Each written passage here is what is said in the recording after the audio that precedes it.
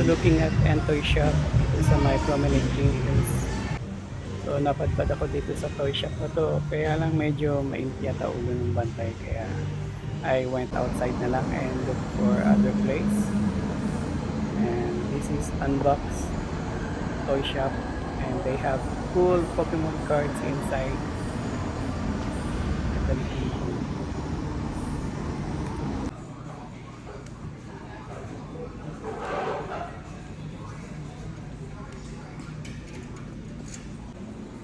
And isa sa napansin ko sa shop na to, medyo intimidating pero kung titingnan mo yung mga price ng kanilang items, they are very very reasonable.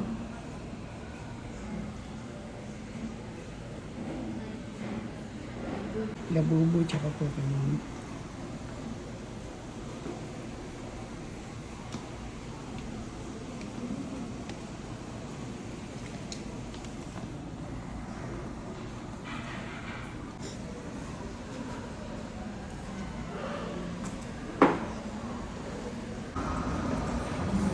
Ganda ng details ng gorilla na ito. And dito rin siya matatagpuan sa may Arcadia. And finally, nakita rin natin ang Entoys. Wala siya sa Promenade Green Hills. Hindi nandito siya sa my shops field. And I have cool items as expected. Unfortunately, bawal mag-video sa loob. Kaya, ayan, dito lang muna tayo sa labas.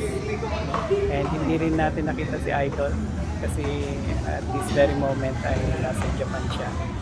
And yung Voltes 5 na hinahanap natin is sold out na for 45,000